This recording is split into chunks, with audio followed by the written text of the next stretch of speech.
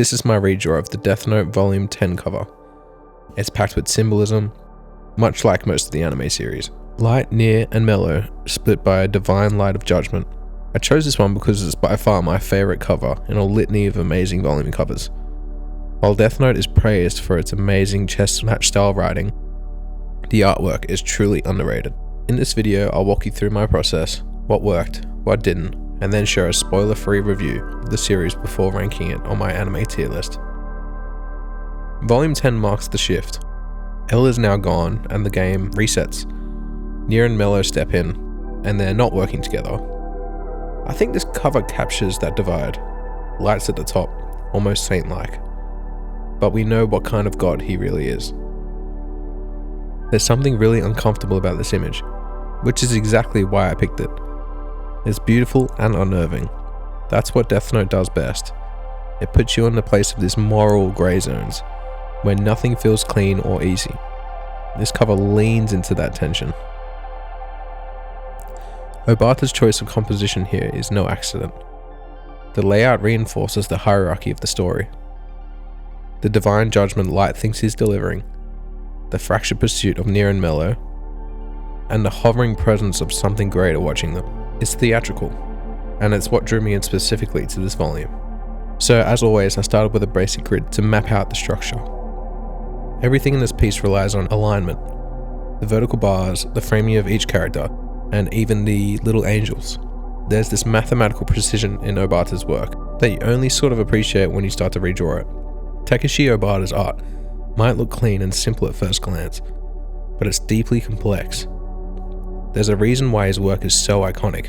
It's not flashy, but the anatomy, the composition, and the expressions are meticulously calculated. Every line is intentional. When I was sketching, I found myself revisiting reference points constantly. Not because I didn't know where things went, but because I wanted to honor how precise his spacing was. One small proportion shift, and the whole balance is thrown off. I started lightly with a 2H pencil, to keep the lines clean and easy to erase. Once the structure was in place, I switched to a 2B, to firm things up, the face, the hair, the wings. Inking came up next, using a G pen and deleter ink. This is the process where things really start to take shape. I focused on capturing expression. Near's cold intensity, Mello's tension, and Light's calm arrogance. I think Near turned out the best on this one. I struggled a bit with Light. His eyes ended up a bit too far apart. The jawline doesn't have the sharpness that Obata gave him. It throws off the symmetry, which is so important because he's the centerpiece. The angels and cherubs were particularly tricky. They aren't cute or generic, they're strange, slightly grotesque, their proportions intentionally uncanny.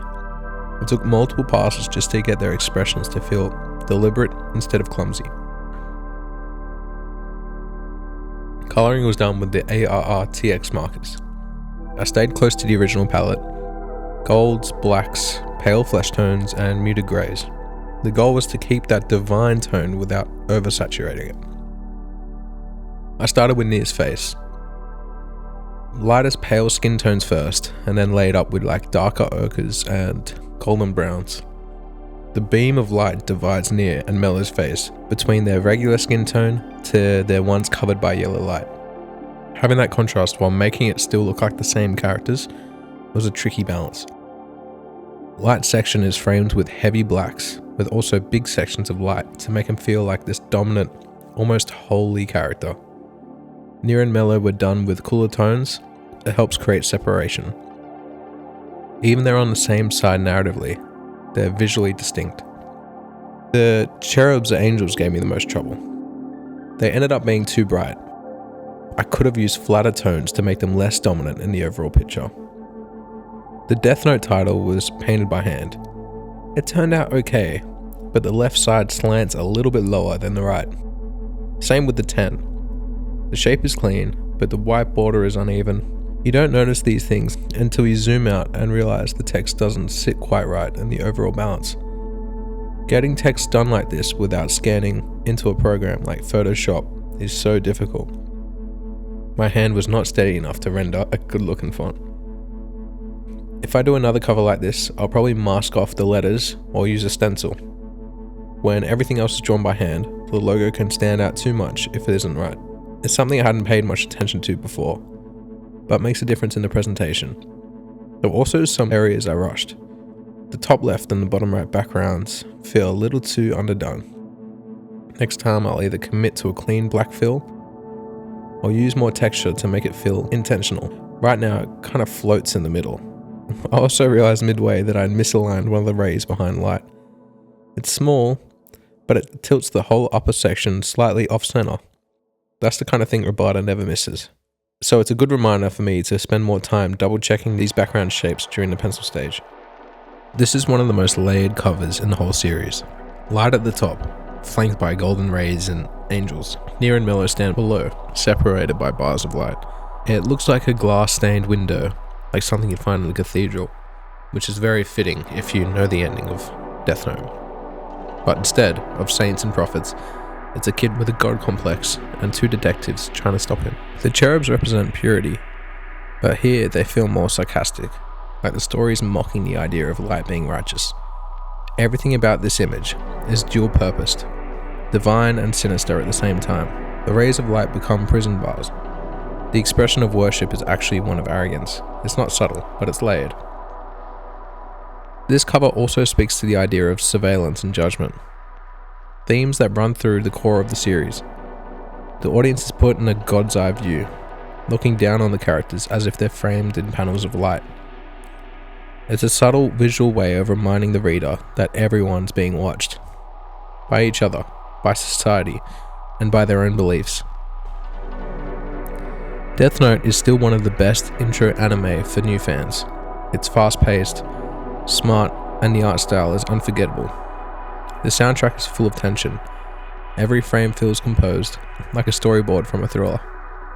The first arc, Light vs. L, is perfect. There's this balance between logic and emotion, justice and ambition. It feels like a chess game with real lives on the line. After L, the series slows down. Not in a bad way, but in a more clinical way. Near and Mello don't have anywhere near the same charisma. They're colder, more methodical. You can tell the writers were trying to split L into two archetypes. It works, but it definitely doesn't hit as hard. That said, the ending for me still lands. It's poetic. The final moment is clean, there's closure. And for a series that deals with so much chaos, it doesn't try to drag itself out. It finishes with impact. The moral themes still hold weight today. Questions about justice and morality and power dynamics feel even more relevant now than they did when the show first aired. There's a reason why this anime is still being talked about nearly 2 decades later. So where does Death Note sit for me? It's A tier. It's not quite perfect. The second half lacks the fire of the first. But that first half is so strong, it carries the rest. It's aged well, both visually and thematically. Power, ego, control. Those ideas still feel relevant. For newer anime fans, it's a must-watch. For older anime fans, it still holds weight. That's rare. It doesn't matter how much anime you've seen. Death Note still has something to say. And visually, it's one of the most mature, cinematic-looking anime out there. It's also a series that opens doors. You finish Death Note, and suddenly you want more.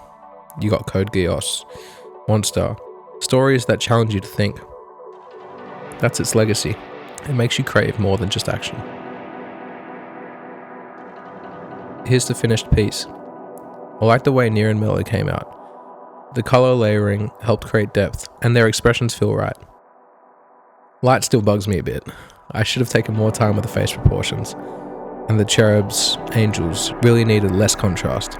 It's frustrating because I could see the mistakes halfway through, but I was far too deep to restart. But that's part of the process. If I waited for every drawing to be perfect, I'd never finish anything. Obata has assistants, editors, deadlines, but he still finds a way to balance precision with expression. And that's the goal for any artist, I believe.